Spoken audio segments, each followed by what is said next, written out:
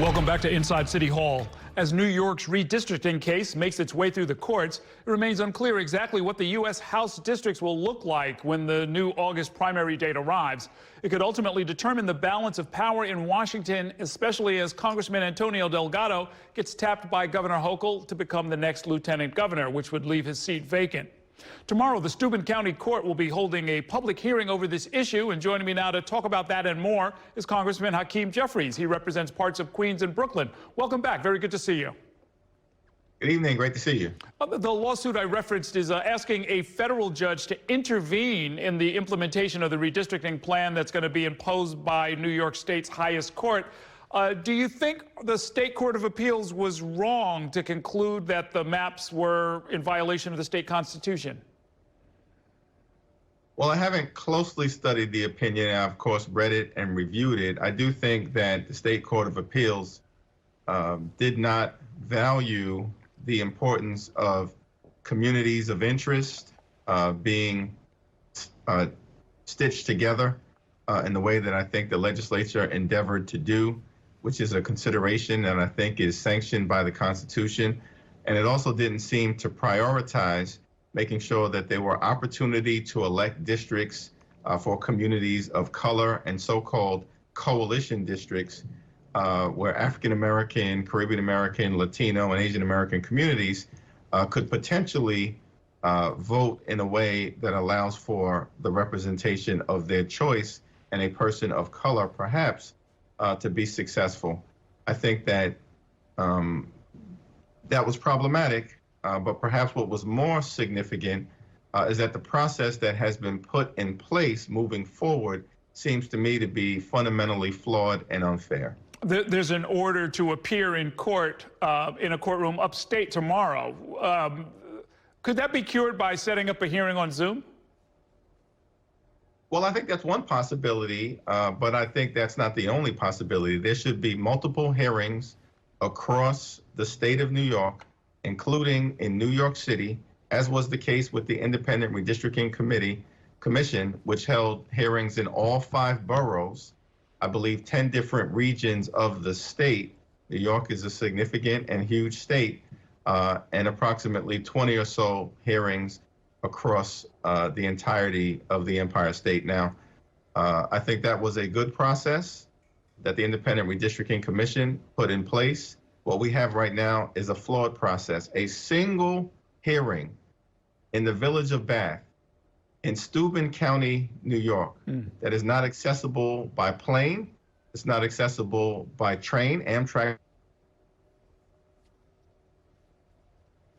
Oh, looks like he is frozen there. We may have to take a short break and see if we can get the congressman back up. Is that what we will do, producers? Okay, we'll go to a break. We'll be back.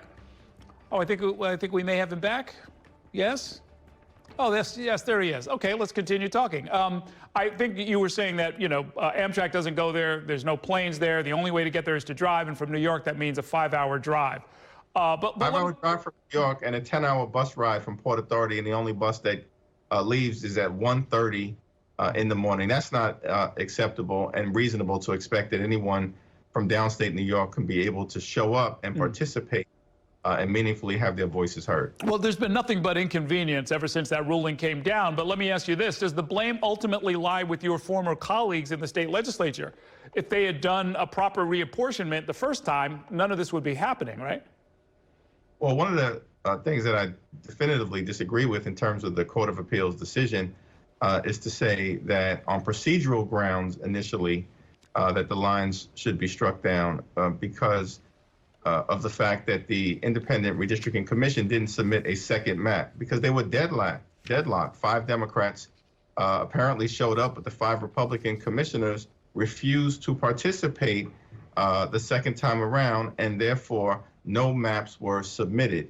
At that point, the legislative process kicked in where the Constitution says that if the elected representatives of the people of the state of New York adopt maps by a 2/3 supermajority, which, as you know, Errol, is an extraordinary number, then those will be the maps that can be sent to the governor to be signed into law.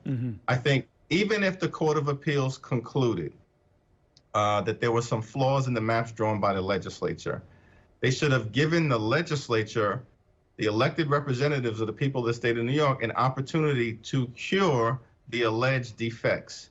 We can't find a single example anywhere in the United States of America where the state's highest court in that particular jurisdiction struck down a map and didn't give the legislative body an opportunity to cure the defects. Instead, they sent it to a single judge in the village of Bath in Steuben, New York, to work as a judicial overseer in partnership with an unelected out-of-town special master. Okay. Well, I did read the complaint today. It looks like we'll be debating this for some days or weeks to come. Do you have any personal concerns about the ultimate shape of your congressional district? Well, it's my hope that the special master adopts a fair process, and that the testimony that has been put in throughout this process, or that may be available to be procured sometime, in the next few days and few weeks, if the process is actually opened up, will just reflect the communities of interest traditionally in central Brooklyn. This is a district that was once represented by the Honorable Shirley Chisholm. It's a historic Voting Rights Act protected district. That has been the case over the last several decades. There's been some erosion of the African American, Caribbean American population, but it is still a substantial plurality. And it is my hope that that historic nature of the district is respected, and that the southern part of the district, with communities of interest along the Atlantic coast that have resiliency issues and challenges, all suffered significantly from Superstorm Sandy, are in and around the Atlantic Ocean, or as is the case with Canarsie and Howard Beach near Jamaica Bay, that those community of interests are respected and protected, I hope, in this process. Okay. Let me switch topics. The leaking of a draft Supreme Court opinion that would overturn Roe versus Wade, has that given Democrats a new issue to run on in the midterms this fall? And if so, how do you turn, sort of shock and movement energy into votes? Well, we have already moved in the House of Representatives to protect the woman's right to be able to choose and make healthcare decisions with respect to her body. Senator Schumer has indicated he's going to move in his body to bring that legislation to the floor. It will have to cross the 60-vote threshold, but at minimum, the American people can see where their elected senators may stand on this particular issue. You either stand on the side of healthcare freedom for women and for every American, or you stand on the side of what effectively are government-mandated pregnancies, even in the cases of rape, incest, or where an abortion would be necessary to protect the health of the woman. So this is an unacceptable scenario, and the choice is pretty clear as it relates to what we're all about as Democrats, and what many of my colleagues on the other side of the aisle want to do in terms of restricting healthcare freedom for women. And so I think the voters are going to have some clear choices to make in November.